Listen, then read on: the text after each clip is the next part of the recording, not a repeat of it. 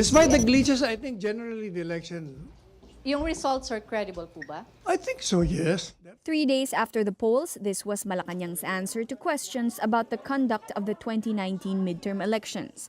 This despite the 7-hour glitch of the Comelec's transparency server and malfunctioning SD cards and vote counting machines, or VCMs.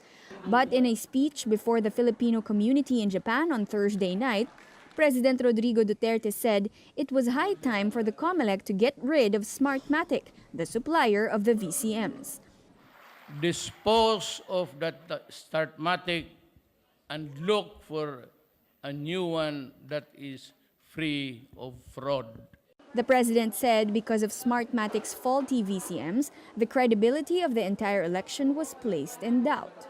Kasi ang liberal, sabi nila, nadaya sila. Ako, sabi nila, nadaya rin. And you know, it's creating an environment of hostile attitude against that Smartmatic. The president suggested that we do away with public bidding in the procurement process for the VCMs. Why are you insisting sa Smartmatic? Because bidding? Kaya yung bidding, alisin talaga ninyo yan. I'm telling you. The Comelec estimates that it would need 95,000 VCM units for the 2022 elections. Only 10,000 more will be needed if they are sourced from the previous supplier. Depende talaga yan sa analysis ng several factors including cost. Dadaan din tayo sa abiso ng tinatawag nating Comelec Advisory Council, no, or CAC. Mag-evaluate din sila, gagawa sila ng sarili ng evaluation kung yung mga makinang nagamit natin ay usable pa rin or reliable pa rin. At this stage, it's a little early to tell, but of course the emerging consensus is tama na. In choosing a new supplier, however, Jimenez said the Comelec will defer to the procurement rules of the Commission on Audit. So kung tatanggalin mo yung bidding, that's an entirely different ballgame.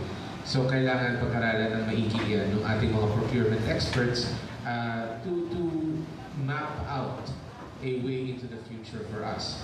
Despite the president's sentiments, the Comelec stands by its claim that last elections were clean and credible.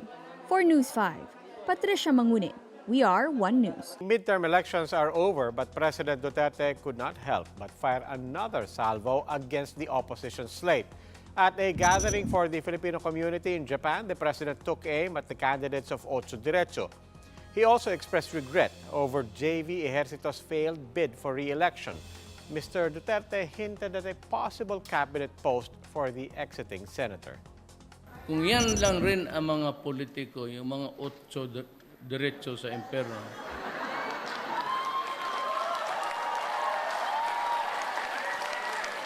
remember those guys, kung sino yung naiwan dyan. Walang ginawa kung hindi magdaldal. Walang contribution. Ito, sanang hinayang ako kay JB.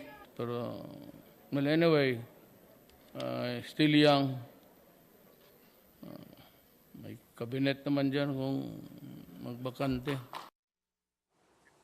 The president ended the gathering by asking for volunteers among the OFWs for a kiss. Maghalik ako, lips to lips talaga. Sino ngayon ang mag-volunteer? Sino man kaya uwi na ako. Itong tatlo na ito, ang tatapang ng... Ikaw, ma'am, una-una, wala kang asawa, ha? Pangalawa, hindi ka minor de edad.